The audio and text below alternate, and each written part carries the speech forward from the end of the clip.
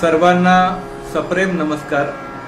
श्री गुरु दत्तधाम कीर्तन गुरुकुल संचलित संत नामदेव कीर्तन अभ्यास मंडळ द्वारा प्रतिवर्षी आयोजित केल्या जाणाऱ्या देवर्षी श्री नारद व्याख्यानमालेसाठी उपस्थित असलेल्या सर्व श्रोतृवर्गाचं, सर्व जाणकार मंडळींचं, सर्व प्रेक्षकांचं मी संत नामदेव कीर्तन अभ्यास मंडळाच्या आणि श्री गुरु दत्तधाम गुरुकुलाच्या वतीनं हार्दिक स्वागत करतो।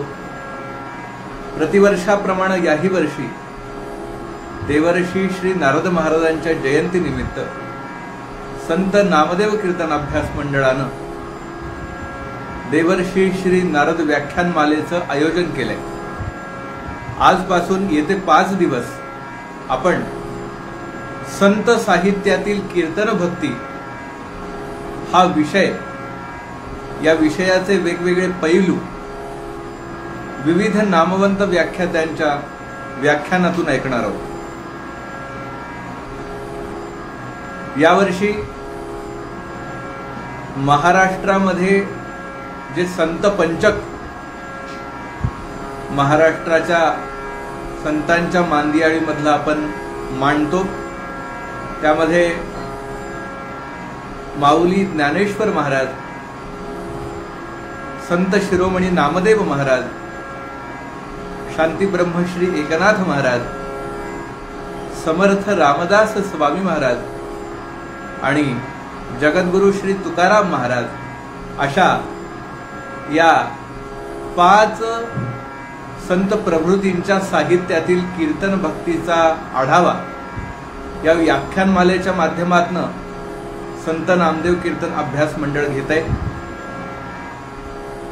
यावर्षी या व्याख्यानमालेसाठी संत साहित्यातील कीर्तन भक्ती हा विषय निवडण्याचं कारण असं की कीर्तनाचा अभ्यास करत असताना, कीर्तन भक्तीचा अभ्यास करत असताना जी कीर्तन भक्ती वेदांनी, शास्त्रांनी, पुराणांनी गायली, सांगितली, वर्णिली, ती कीर्तन भक्ती संतांनी आयुष्यभर अक्षरशः आचरणात आणली आणि संतांनी आचरलेली कीर्तन भक्ती त्यांच्या वाङ्मयातून ठिकठिकाणी तुम्हाला वाचायला मिळते।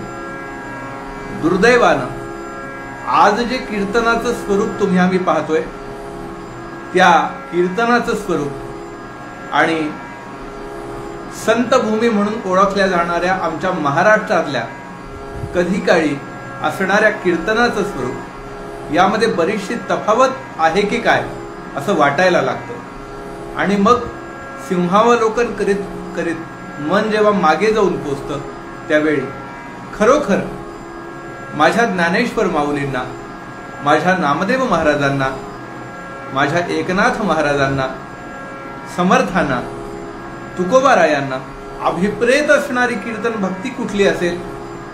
कारण तुम्ही आम्ही अनेक अभ्यासक कीर्तनाची छात्र विद्यार्थी असलेली मंडळी जेव्हा कीर्तनाचा अभ्यास करतो, तो अभ्यास करत असताना आपण नेहमी असं पाहतो की कीर्तनकार कुठलाही असो, कीर्तन कुठल्याही संप्रदायाचा असो, आजही पूर्वरंग असेल, निरूपण असेल, तर त्याला मात्र प्रकर्षानं संत साहित्याचाच परामर्श घेतला जातो। अजून तरी स्वरचित अभंगांवरती, स्वरचित कवितांवरती, स्वरचित चारोळ्यांवरती कुणी कीर्तन करत नाही।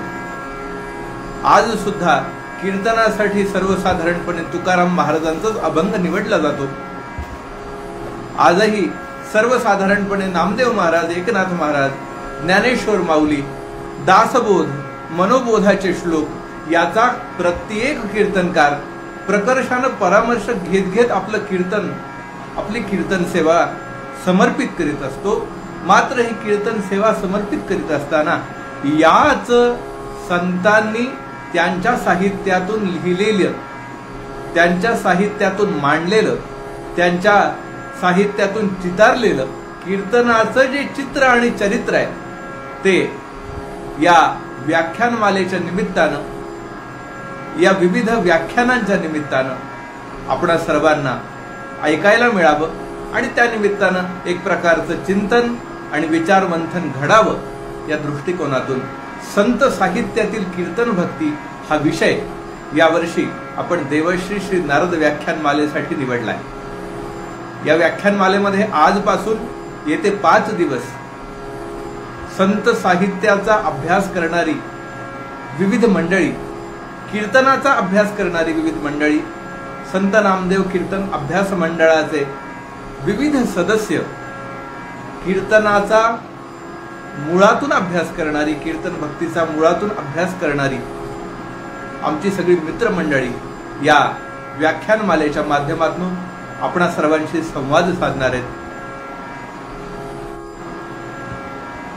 माझी ही व्याख्यानमाला ऐकत असलेल्या सर्व जाणकार श्रोत्यांना, सर्व प्रेक्षकांना अशी नम्र विनंती आहे की त्यांनी आजपासून रात्रौ ठीक 9 ते 10 या वेळेमध्ये संत साहित्यातील कीर्तन भक्तीचे हे विविध पैलू अवश्य ऐकावेत आणि आपल्या प्रतिक्रिया देखील या व्याख्यानमालेसंदर्भात असलेले आपले विचार, आपला प्रतिसाद अवश्य नोंदवावा. ही व्याख्यानमाला आपणही ऐकवावी, इतरांनाही ऐकवावी. जास्त वेळ न घेता मी आजच्या व्याख्यानाला सुरुवात करण्यापूर्वी, आजच्या व्याख्यानाची प्रस्तावना आटोपती घेतो. देवर्षी नारद व्याख्यानमालेचा प्रारंभ करण्यापूर्वी क्षणभर देवर्षी नारद महाराजांचं स्मरण करूया, चिंतन करूया आणि या व्याख्यानमालेला पहिल्या व्याख्यानानं सुरुवात करूया. क्षणभर हात जोडून देवर्षी नारदांचं आपण चिंतन करूया. चेतारं संशयकुलं वेतारं ज्ञानसाधनं भित्तारं हृदयग्रन्थीं नारदं प्रणमाम्यहं. देवर्षि श्री नारद महाराज की जय. अवधूत चिंतन श्री गुरुदेव दत्त.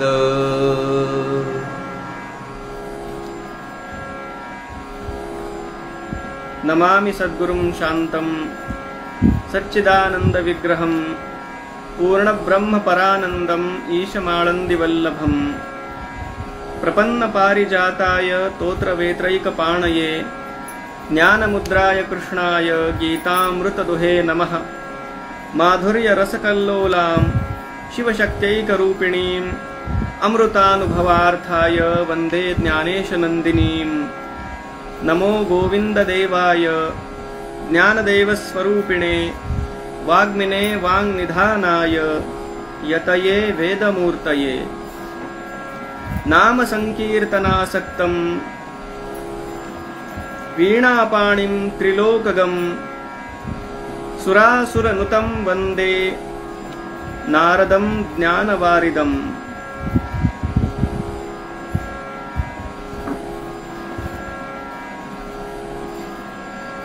नारद जयंतीच्या निमित्तानं सुरू होणाऱ्या या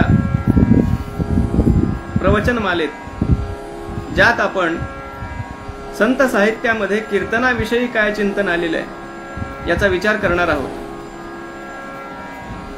त्यातलं हे पहिलं पुष्प गुंफत असताना आज ज्यांनी भागवत धर्माचा पाया रचला त्या ज्ञानेश्वर माऊलींच्या साहित्यामध्ये कीर्तन भक्तीविषयी काय चिंतन आलंय हे पाहण्याचा आपण जरा प्रयत्न करणार आहोत. आपली जी भारतीय संस्कृती आहे ती 4 आधारस्तंभांवर आधारलेली आहे. त्यामध्ये पहिलं म्हणजे आपलं जे वाङ्मय आहे, आपले वेद असतील, आपली पुराणं असतील, श्रुती स्मृती पुराण असा ज्याचा आपण उल्लेख करतो, हे आपलं वाङ्मय हा पहिला स्तंभ आहे. दुसरा स्तंभ म्हणजे आपल्या सगळ्या परंपरा, मग त्या परंपरांमध्ये आपले सणवार असतील, आपले उत्सव असतील, तशी आपली उत्सवप्रिय संस्कृती आहे. तो दुसरा स्तंभ आहे. तिसरा स्तंभ म्हणजे आपल्या धर्माची प्रतीक. मग ती गोमाता असेल, आपली मंदिरं असतील, गंगा माता असेल, आपली तीर्थक्षेत्र असतील, ही सगळी प्रतीक. आणि जो चौथा आधारस्तंभ आहे तो म्हणजे आपल्या देशामधली समृद्ध अशी ऋषी परंपरा, संत परंपरा, जी आज सुद्धा अव्याहत चालू आहे. या 4 गोष्टींवर आपली संस्कृती आधारलेली आहे. यापैकी आपलं जे वाङ्मय आहे, मुळात तर आपलं वैदिक वाङ्मय, जे आपल्या सगळ्या संस्कृतीचं मूळ आहे. वेदोखिलो धर्म मूलम, हे वचन आपल्याला ठाऊक आहे. त्यानुसार आपले वेद, मग त्यात ब्राह्मण, आरण्यक, वेदांत, षडंग, शास्त्र, हे सगळं वाङ्मय आलं. दर्शनं आली, हे सगळं आपलं वाङ्मय. पण सगळ्यांना काही या वाङ्मयामध्ये गती नसते. सर्वसामान्यांसाठी, सर्वांसाठी वेद नाहीये, किंवा ही न्याय, वैशेषिक इत्यादी दर्शनं नाहीयेत. ती विद्वानांसाठी आहे, ज्यांची बुद्धी काही विशेष आहे, त्यांच्या दृष्टीनं ही सगळी वाङ्मय संपदा आहे.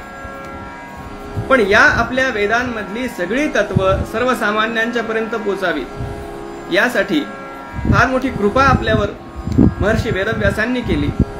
त्यांनी पुराणांची रचना केली. आपले इतिहास ग्रंथ आहेत, जे पुराण ग्रंथ आहेत, त्यामधून सगळी जी मार्गदर्शक तत्व आहेत ती वेदांमधलीच आहेत, पण ती अगदी सर्वजन सुलभ अशा पद्धतीची आहे. आणि मग वेदांमधलं हे सगळं तत्वज्ञान महर्षी वेदव्यासांनी, आणि त्यानंतर त्या प्रांतामधल्या आणि ती भाषा बोलणाऱ्या सगळ्या या संतांनी त्या प्राकृत भाषेमध्ये तेच सगळं तत्वज्ञान आणलं. पण वाङ्मय कितीही जरी निर्माण झालं तरी ते वाङ्मय आणि त्यातून आलेली ती सगळी तत्व ही सगळ्या लोकांपर्यंत पोहोचायची असतील तर प्रचारकांची आवश्यकता आहे. आणि हे कार्य करण्यासाठी आपल्या देशामध्ये एक फार मोठी प्रबोधनकारांची परंपरा आहे, ज्यांनी भागवत कथा, रामकथा, महाभारत कथा यांच्या माध्यमातून, प्रवचनांच्या माध्यमातून, निरूपणांच्या माध्यमातून, कथा, प्रवचन, निरूपण, कीर्तन यांच्या माध्यमातून ही सगळी वेदांमधलीच तत्व पण सर्वसामान्यांना पचतील, रुचतील अशा पद्धतीनं जी पुराणांमध्ये मांडली गेली, जी संतांनी मांडली, ती सगळी आपल्या वक्तृत्व शैलीनं लोकांपर्यंत पोहोचवली. ही प्रबोधनकारांची फार मोठी परंपरा. आणि या परंपरेनं जे कार्य आपल्या संस्कृतीसाठी केलंय ते फार मोठं आहे. आणि मग अगदी राष्ट्रीय आपत्तीच्या काळामध्ये, पारतंत्र्याच्या काळात, त्या दृष्टीनं एक प्रकारचं क्षात्र तेज आपल्या तरुणांच्या मध्ये भरण्याचं काम सुद्धा याच परंपरेनं केलं. आणि या सगळ्या परंपरेचं मूळ, या सगळ्या आपल्या परंपरेचे आद्य प्रवर्तक म्हणून ज्यांच्याकडे आपण पाहतो ते देवर्षी नारद महाराज. अर्थात तसं पाहिलं तर देवर्षी नारदांच्या बाबतीमध्ये या टेलिव्हिजननं आणि बऱ्याच प्रकारच्या साहित्यिकांकडून सुद्धा एक फक्त विनोदी व्यक्तिमत्व असं जे त्यांचं पात्र रंगवलं गेलं, त्यावर आपण तितकंसं जाऊ नये, त्याला तितकं भुलू नये. एखाद्या माणसाचं सामान्यांच्या सारखं वर्तन आणि अगदी सामान्यांच्या मध्ये सामान्यासारखं राहणं त्याच्या महात्म्याला झाकून जरी ठेवत असेल तरी शहाण्या माणसानं त्याच्या व्यक्तित्वाचा पूर्ण अभ्यास करावा आणि मग त्याच्याविषयी भावना आपलं मत बनवावं.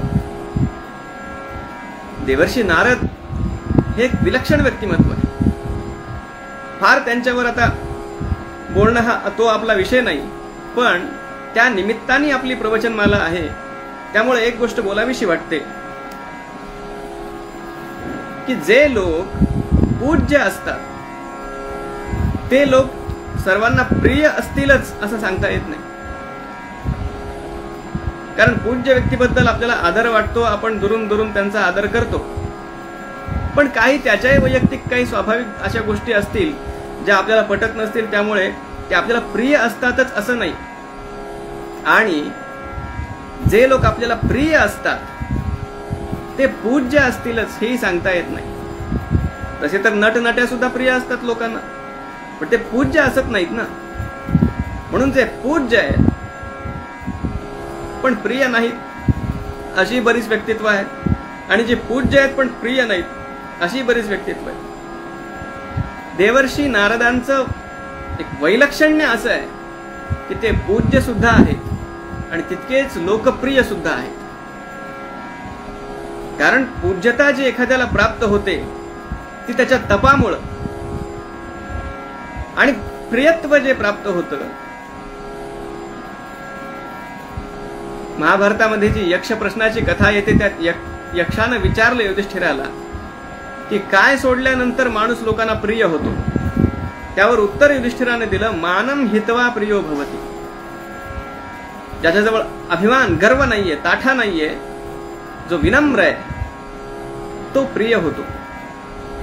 त्यामुळं पूज्यता जी मिळते ती तपाने मिळते, आणि लोकप्रियता जी मिळते ती विनयामुळे मिळते. जो विनम्र आहे तो प्रिय होतो. आणि ज्यांच्या वाङ्मयाबद्दल आपल्याला आज चिंतन करायचंय ते कैवल्य तेजोनिधी ज्ञानेश्वर महाराज स्वतः तपस्वी सुद्धा आहेत आणि अतिशय विनम्र सुद्धा आहेत. म्हणून माऊली आपल्याला देवर्षी नारदांच्या प्रमाणेच पूज्य सुद्धा आहेत आणि तितकेच प्रिय सुद्धा आहेत. ज्ञानियांचा राजा गुरु महाराव म्हणती ज्ञानदेव तुम्हा ऐसे, किंवा जयाचे द्वारी सोन्याचा पिंपळ अंगी ऐसे बळ रेडा बोले. हा माऊलींच्या बद्दल आमच्या संतांच्या मनामधला आदर आहे. त्यांच्याबद्दलचा, माऊलींच्या बद्दलचा आदर विलक्षण आहे. सगळ्या योग्यांचे ते योगी आहेत, ज्ञान्यांचे ज्ञानी आहेत, पण प्रेमाने आम्ही त्यांना माऊली म्हणतो, एकेरी हाक मारतो. ही पूज्यता पण आहे आणि प्रियत्व सुद्धा आहे. कारण माऊली स्वतः सांगतात, माझी असत्यवादाचे तप वाचा केले बहुत कल्प. माऊली स्वतः तपस्वी आहे आणि त्यांचा विनय तर इतका विलक्षण आहे.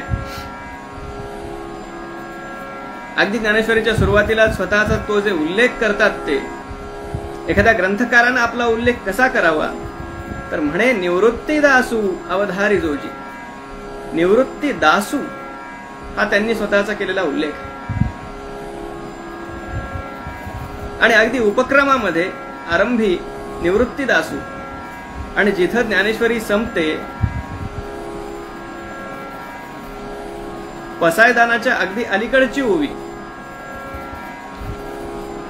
किंबहुना तुमचे केले धर्म कीर्तन हे सिद्धी गेले, येथ माझे जी उरले पायी कपण. स्वतःला निवृत्ती दासू म्हणून सुरुवात केलेली ज्ञानेश्वरी, येथ माझे जी उरले पायी कपण, इथं माऊली पूर्णत्वाला नेतात. आणि पदोपदी श्रोत्यांशी त्यांचे जे संवाद चालले आहेत,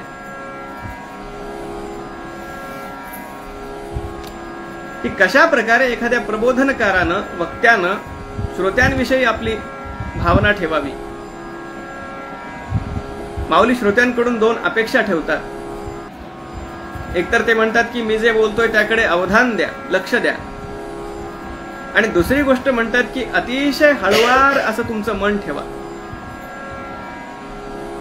पण 9व्या अध्यायाच्या आरंभी ते जेव्हा म्हणतात, तरी अवधान ऐकले दीजे, मग सकळ सुखासी पात्र होईजे, हे प्रतिज्ञोत्तर माझे उघड ऐका.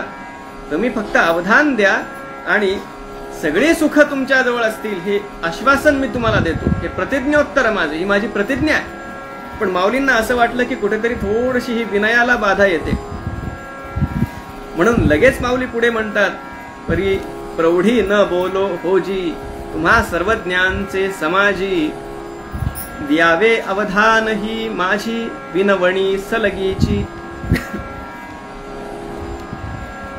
प्रभो तुम्ही महेशाची मूर्ती, मी दुबळा अर्चितसे भक्ती, बोल जरी गंगावती तरी स्वीकाराल ना. हे श्रोत्यांना म्हणणारे माऊली आहेत. श्रोत्यांना ते महेशाच्या ठिकाणी मानतात. वक्ता तो वक्ताची नव्हे श्रोते. माऊलींची भावना अशी आहे, मुळात कुठल्याही प्रबोधनकारासाठी अतिशय आदर्श अशी ही भावना आहे. कुठेही आपण पाहतो वक्ता जो आहे, कीर्तनकार आहे, प्रवचनकार आहे, कथाकार आहे, तो असा वरती बसलेला आहे आणि खाली सगळे समोर श्रोते बसलेले आहेत. पण ज्ञानेश्वरीमध्ये चित्र असं दिसतं की श्रोते उंच आसनावर बसलेले आहेत आणि माऊली खाली बसून त्या श्रोत्यांची पूजा करतायत.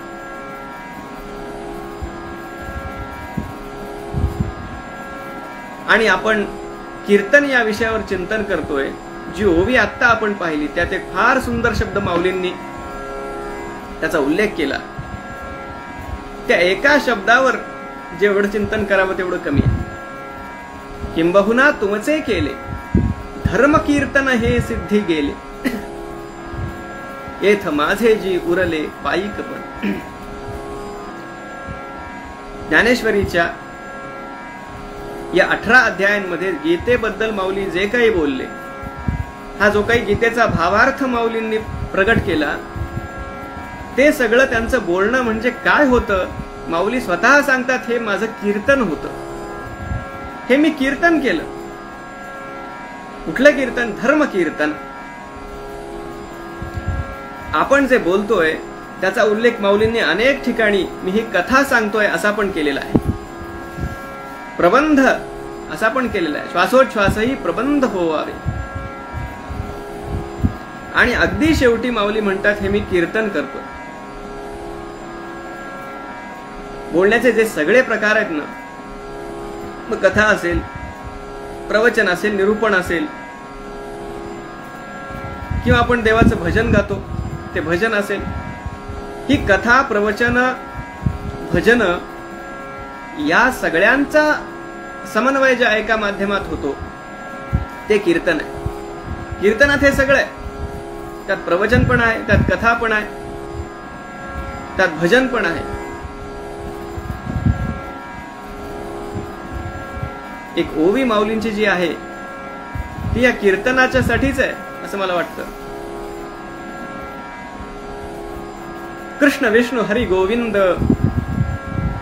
या नामाचे निखिळ प्रबंध, माझी आत्मचर्चा विशद उदंड गाती.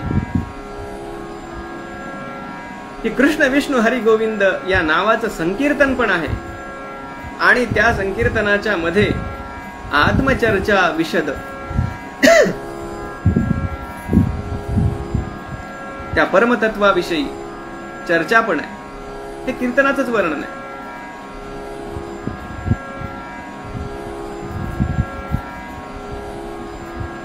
धर्म कीर्तन माऊली म्हणतात. धर्माविषयी केलेलं कीर्तन, किंवा स्वतः माऊलीच अन्यत्र जे म्हणतात की सकळ धर्मांचे कारण नामस्मरण हरी कीर्तन. कीर्तन हा फक्त धर्म नाही, कीर्तन हे सगळ्या धर्मांचं मूळ आहे. आता हा जो धर्म शब्द आहे, त्या धर्म शब्दाच्या अनेक छटा आहेत. हा कुठला धर्म? अनेक अर्थाने धर्म शब्द आपण वापरतो. अगदी राजधर्म, पितृधर्म, पुत्रधर्म, कर्तव्य म्हणून जो धर्म शब्द आपण वापरतो, किंवा कर्मकांडाच्या अर्थाने सुद्धा धर्म शब्द वापरलेला आहे. अथा तो धर्म जिज्ञासा ही कर्मकांडाविषयी बोलण्याची सुरुवात झालेली आहे. पण हे ज्या धर्माविषयी माऊली म्हणतायत तो धर्म म्हणजे ज्याबद्दल श्रीमद भागवताच्या आरंभीच सूत महाराजांनी सांगितलंय, सवै पुंसाम परो धर्मो यतो भक्तिरधोक्षजे अहैतुक्य प्रतिहता ययात्मा संप्रसीदती. तो एक धर्म की ज्याचं आचरण केल्यानं सगळ्या प्रकारच्या भयापासून माणसाची सुटका होते. यया आत्मा संप्रसीदती, ज्यामुळे आत्म्याचा प्रसाद, आत्मज्ञानाचा प्रसाद आपल्याला प्राप्त होतो. आणि मग त्या धर्मासाठी म्हणून बाकीच्या सगळ्या धर्मांचा त्याग सांगितलेला आहे गीतेमध्ये. सर्व धर्मान परित्यज्य मामेकम शरणं व्रज अहं त्वा सर्व पापेभ्यो मोक्षयिष्यामि मा शुचः. हे भगवान सांगतात, अन्यान्य ज्या कुठल्या धर्मांना तुम्ही माणूस जे कवटाळून बसतो, हे माझं ते माझं, हे करायचंय ते करायचंय, भगवान अर्जुनाला सांगतात ते सगळं सोडून तू मला शरण ये. भगवंताला शरण जाण्याचा तो जो धर्म आहे त्याविषयीचं कीर्तन माऊलींनी या सगळ्या आपल्या निरूपणामध्ये केले.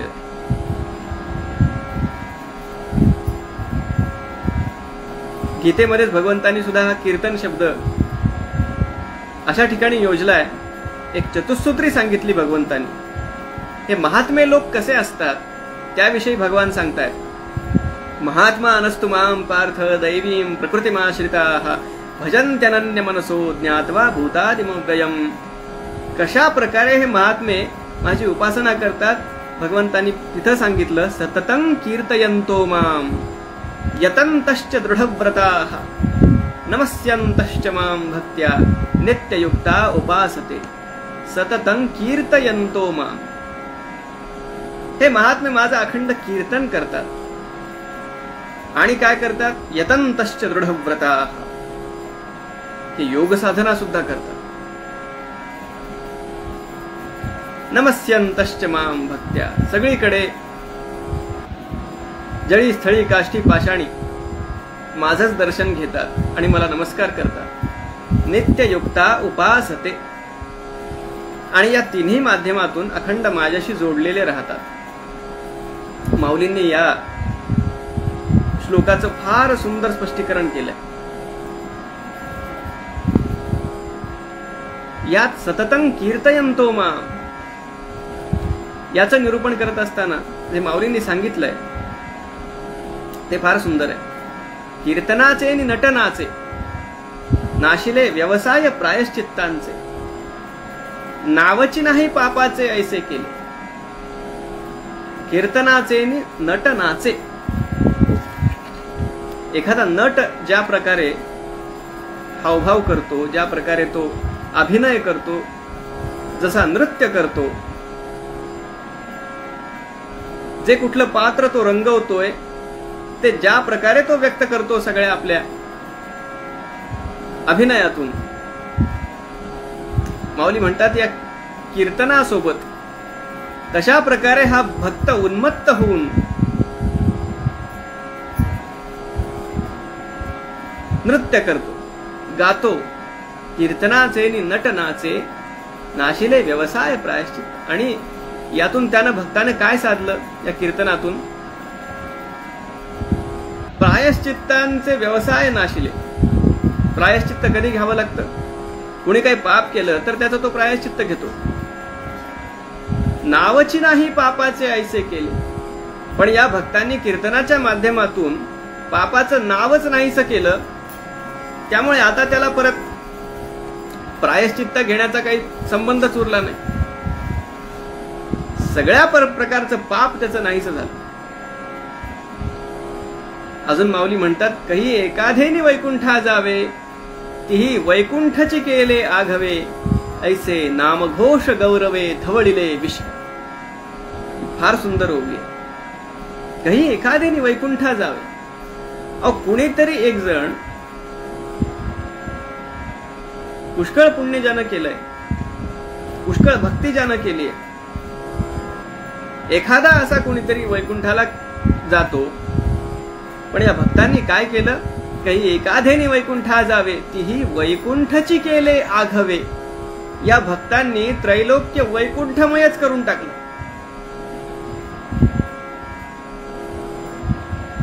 ऐसे नाम घोष गौरवे धवळिले विश्व. वैकुंठ वैकुंठ म्हणजे तरी काय? जिथं भक्त आहे, जिथं भगवंत आहे आणि जिथं त्या भगवंताचं गुणगान आहे, या तीन गोष्टी जिथं आहेत ते वैकुंठ आहे. मग भगवान स्वतः सांगतात, मद्भक्ता यत्र गायन्ति तत्र तिष्ठामि नारद.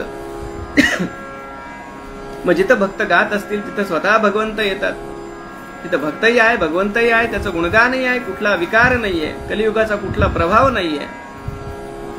मग ज्या स्थळी हे सगळं भगवंताचं कीर्तन चालू असेल ते स्थळच वैकुंठ होऊन जातं.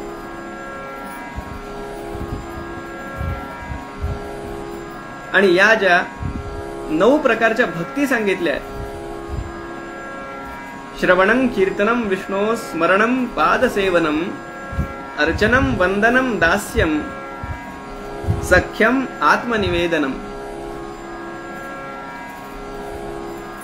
या 9 भक्तींच्या मध्ये आता तसं पाहिलं तर या 9 भक्तींपैकी आपण कुठली भक्ती करावी, कुठली एक भक्ती कशी निवडावी, काय करावं, नेमकं अर्चन करावं, स्मरण करावं का फक्त वंदन करावं का दास्य करावं, हे सगळे अगदी प्रारंभिक पडणारे प्रश्न आहे. पण तसं पाहिलं तर या सगळ्या भक्ती एकमेकांपासून वेगळ्या करताच येत नाही. आपण देवाची पूजा करत असताना जर काही देवाचं भजन लावलं तर तिथं श्रवण भक्ती सुद्धा घडलीच की. ते करता करता आपण स्वतःही गुणगुणायला लागलो, लगेच ती कीर्तन भक्ती झाली. देवपूजा झाल्यानंतर भगवंताला आपण वंदन केलं, ती वंदन भक्ती झाली. आपण देवाचे आहोत, देव आपला स्वामी आहे, ही भावना मनात आली, ती दास्य भक्ती झाली. या सगळ्या भक्ती परस्परामध्ये गुंफलेल्या आहेत. पण या सगळ्या भक्ती मार्गाची जी सुरुवात होते,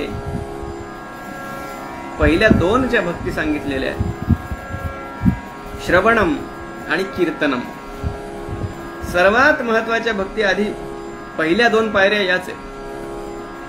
आणि मग जसं माऊली म्हणतात, ध्यानाची ध्यानाते प्रसवे, त्या ध्यानातूनच ध्यान निर्माण होतं. तसं या श्रवण कीर्तनातूनच पुढे स्मरण, पादसेवन, अर्चन, वंदन, दास्य, सख्य आणि मग शेवटी या सगळ्यांची परिणती म्हणून भगवंताची शरणागती, आत्मनिवेदन. पण सुरुवात श्रवण आणि कीर्तनापासूनच आहे.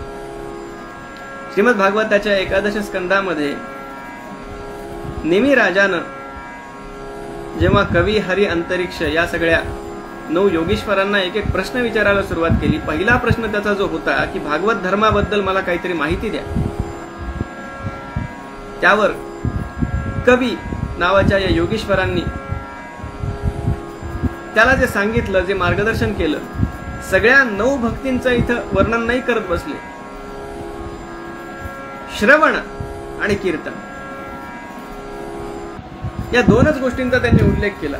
शृण्वन् सुभद्राणि रथांगपाणेर जन्मानि कर्माणि च यानि लोके गीतानि नामानि तदर्थकानि गायन् विलज्जो विचरेद संगः. शृण्वन् सुभद्राणि रथांगपाणेः जन्मानि कर्माणि च यानि लोके. आधी सांगितलं की ऐकणं, सुरुवात कुठून होते? भगवंताचं दिव्य चरित्र, जन्मानि कर्माणि च यानि लोके, ज्या त्यानं लीला केल्या, ज्या त्याच्या कथा आहेत, शृण्वन त्या ऐकणं. आणि त्यानंतर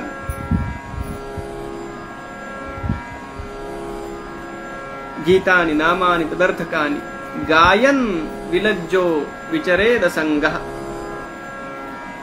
सगळ्या प्रकारचा संकोच सोडून जे काही ऐकलंय ते गाणं, ते बोलणं, ही कीर्तन भक्ती आहे. श्रवण भक्ती आणि कीर्तन भक्ती. ऐकत राहावं, ऐकणं झाल्यानंतर ते बोललं जावं. ते बोलणं झाल्यानंतर एक वेळ अशी येते की आपण मौन होऊन जातो, तेव्हा पुन्हा श्रवण करावं. हे श्रवण कीर्तन, कीर्तन श्रवण या दोन्ही भक्ती सतत चालत राहतात. आणि यातून मग पुढे सगळ्या भक्ती आपोआप आपल्या मध्ये आविष्कृत होत राहतात.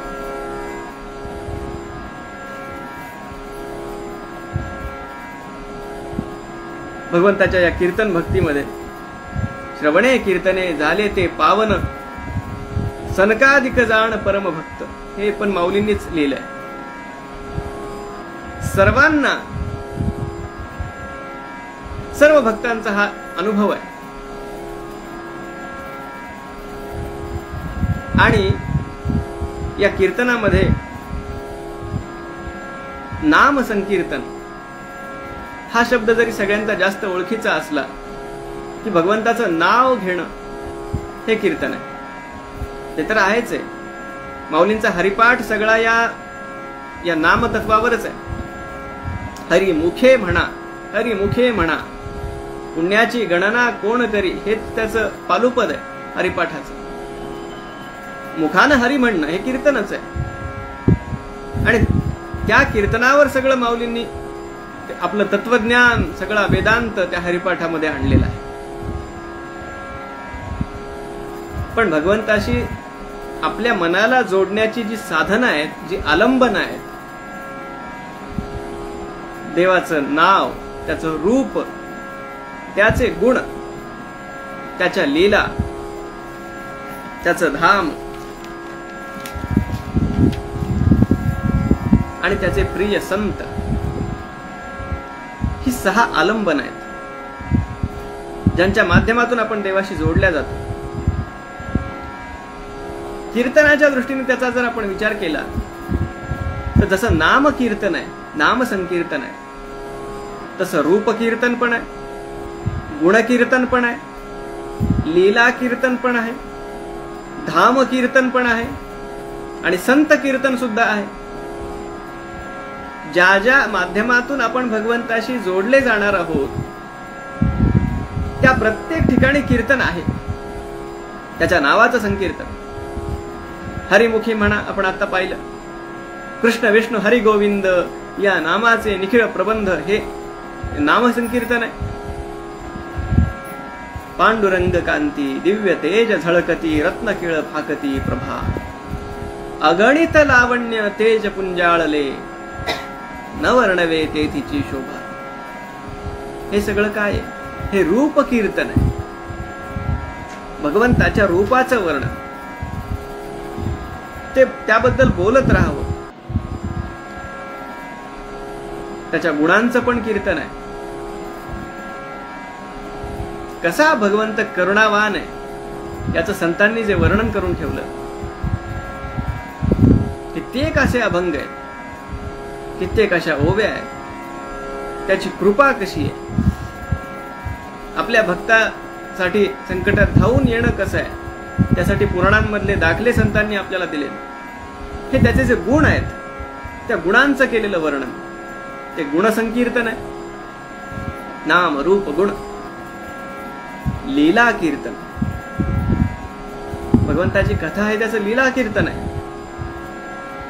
आपल्या प्रत्येक हरिनाम सप्ताहामध्ये परंपरेप्रमाणे समापनाच्या दिवशी काल्याचं कीर्तन होतं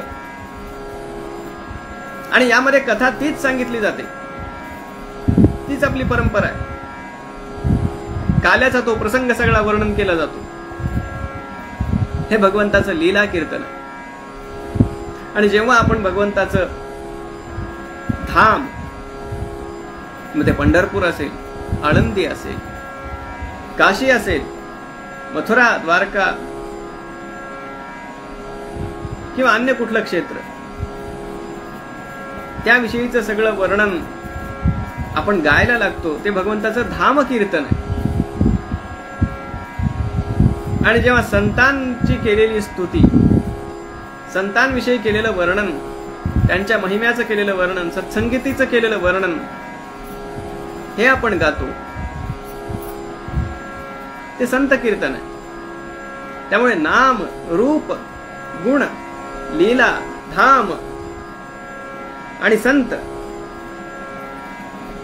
या सगळ्या माध्यमातून आपण ही कीर्तन भक्ती करू शकतो. आणि जसं काय आपण आधी पाहिलं की माऊली श्रोत्यांना वरचं स्थान देतात. मुळात आपल्या परंपरेमध्ये श्रवण आणि कीर्तन या दोन्ही भक्ती सांगून वक्ता म्हणजे काही श्रोत्यांना काहीतरी उपदेश द्यायला तिथं आलेला असतो, या अहंकाराने त्याला बसण्याचा अधिकारच दिलेला नाहीये. श्रोते श्रवण भक्ती करताय आणि वक्ता कीर्तन भक्ती करतोय. दोघांची भक्तीच आहे. त्यामुळे इथं कोणी कोणापेक्षा वरचढ नाहीये किंवा कोणी कमी नाहीये. आणि जेव्हा आपल्या या कीर्तन परंपरेविषयी किंवा आज जी कीर्तन होतात, आता शेवटी कसं आहे, संत साहित्याविषयी आपण विचार केला, संत साहित्यामध्ये जी कीर्तन भक्ती आली त्याचा आपण विचार केला, पण यातून आपल्याला काही मार्गदर्शन घेणं आणि आजच्या काळामध्ये जर या परंपरेचं पालन करण्यामध्ये काही त्रुटी आपल्याकडून राहत असतील तर त्या घालवणं, हेही मला वाटतं या प्रवचनमालेचं उद्दिष्ट आहे. आणि त्यामुळं एक ओवी मला या सगळ्या प्रबोधनकारांच्या दृष्टीनं जे कीर्तन करतायत, जे कथा करतायत, जे धर्माविषयी जागृती आणि भक्तीचा प्रचार प्रसार लोकांच्या मध्ये करतायत, माऊलींनी फार सुंदर लिहिलंय. मार्गाधारे वर्तावे, विश्व हे मोहरे लावावे, अलौकिका नोहावे लोकांप्रती. मला वाटतं ही जी ओवी माऊलींनी लिहिली ती सगळ्या प्रबोधनकारांसाठी एक प्रकारचा वस्तुपाठ आहे. देवर्षी नारदांच्या पासून आलेल्या या परंपरेचं आपण निर्वहन करत असताना आता कसं आहे, जशी गंगा जिथून ती उगम पावली त्या गंगोत्रीच्या ठिकाणी ती अत्यंत शुद्ध आहे. आणि पुढे पुढे जसजशी ती मानवाचा तिच्याशी संपर्क येत जातो आणि या आधुनिकतेचा संपर्क येत जातो, काही अशुद्धी तिच्यामध्ये मिसळतात. मूळ प्रवाह शुद्ध आहे, पण काळामुळे, परिस्थितीमुळे, देशकाल परिस्थिती या तीन गोष्टींमुळे काही प्रमाणात तिचं प्रदूषण होतं. आणि हीच गोष्ट धर्माला सुद्धा लागू होते, हीच गोष्ट या सगळ्या प्रबोधनाच्या कार्याला सुद्धा लागू होते. निश्चितपणे काही काही प्रमाणामध्ये काही अशुद्धी सुद्धा यात येऊन मिसळतात. पण माऊलीने किती सुंदर सांगितलंय, मार्गाधारे वर्तावे.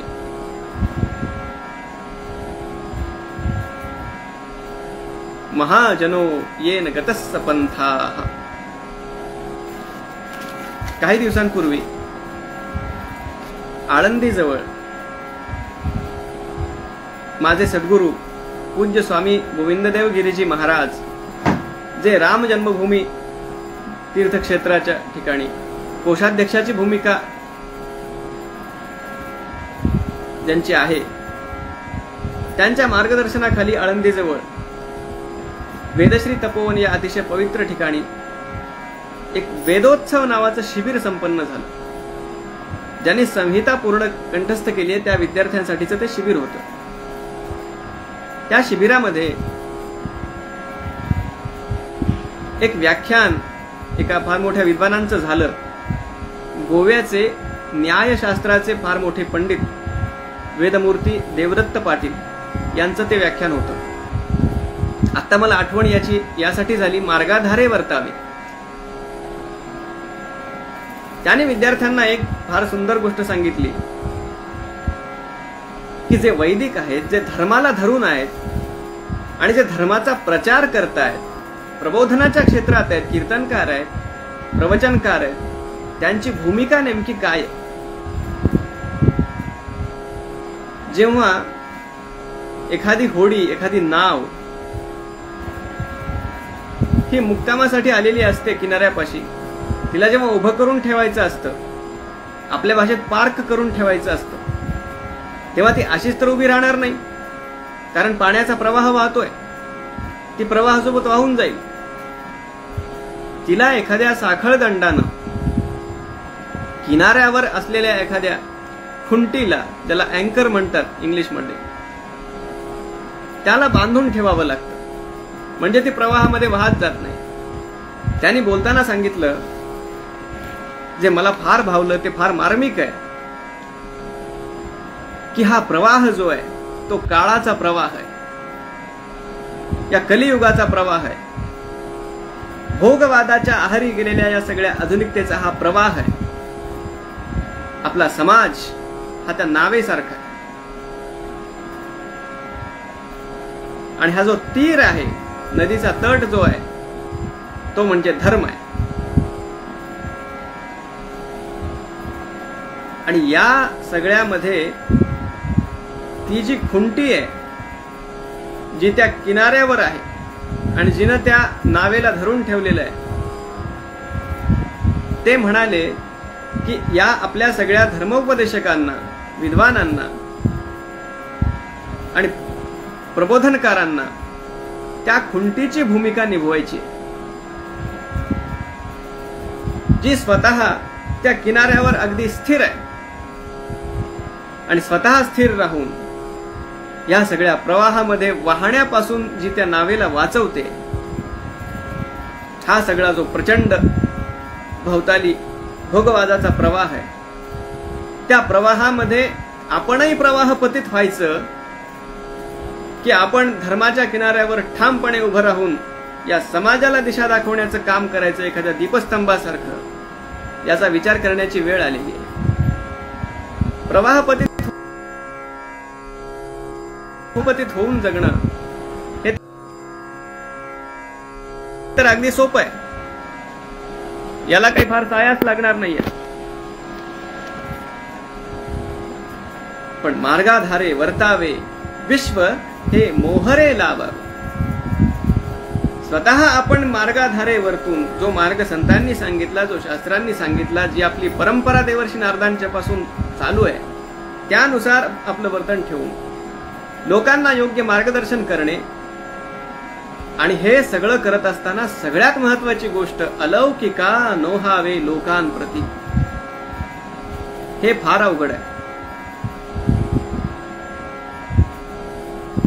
स्वतः माऊलींचं जीवन या प्रकारचं राहिलेलं आहे. त्यांनी जे लिहिलं ते आपण पाहिलं, जे त्यांनी आचरून दाखवलं तेही पाहणं आवश्यक आहे.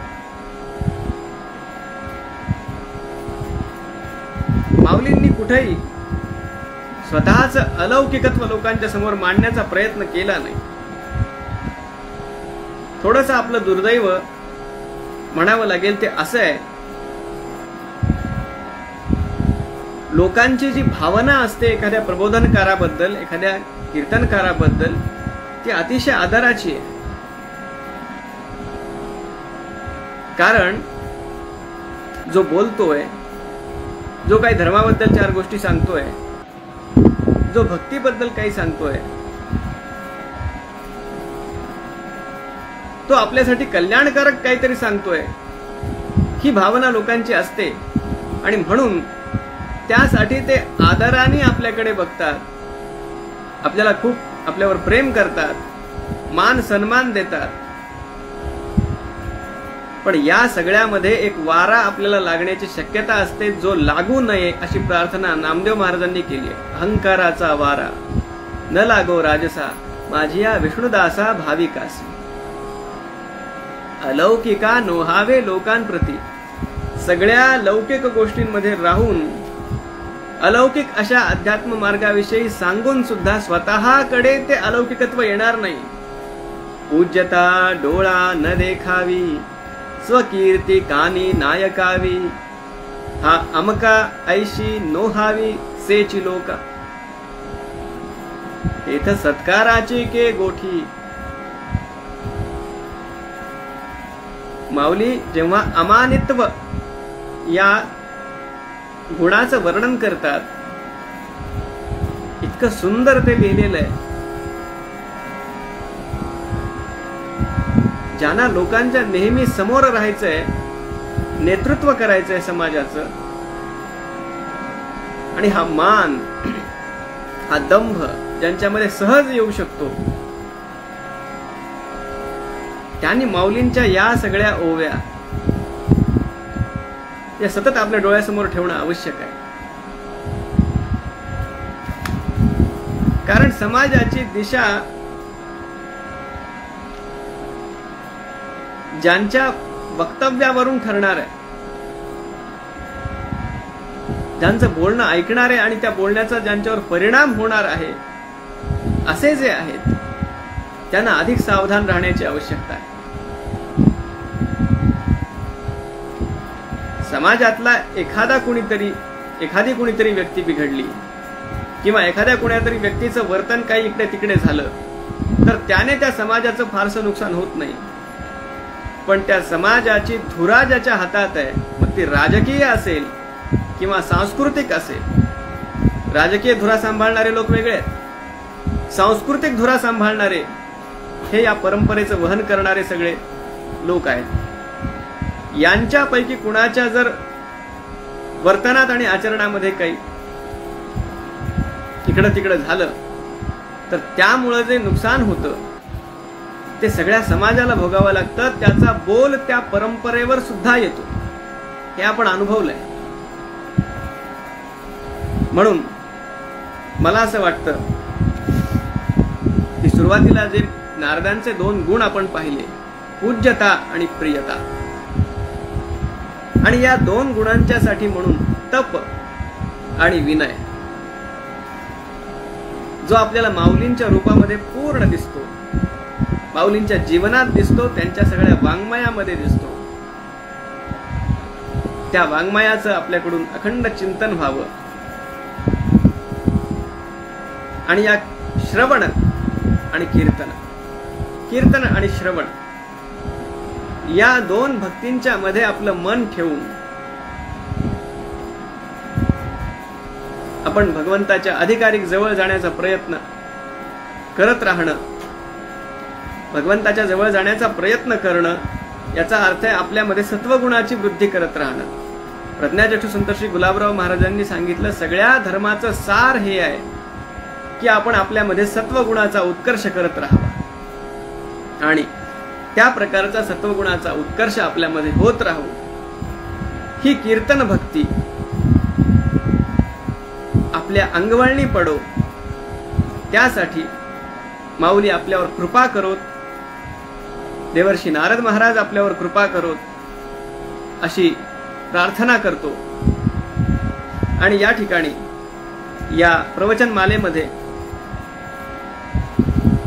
ज्यात संत साहित्यामधल्या कीर्तन भक्तीबद्दल आपण चिंतन करतोय, खरं तर माऊलींचं वाङ्मय ज्यावर जितकं बोललं जाईल तितकं कमी, बोलणारे इतके मोठे विद्वान होऊन गेले, आजही आहेत, पुढेही बोललं जाणार आहे. त्याविषयी काहीतरी आपलं जे माझं मनोगत आहे थोडंफार ते व्यक्त करण्याचा अवसर जो मला प्राप्त झाला, त्यासाठी संयोजकांचे आभार मानतो आणि आपल्या सर्वांच्या हृदयामध्ये असलेल्या भगवंताला वंदन करून माझ्या वाणीला विराम देतो. जय श्री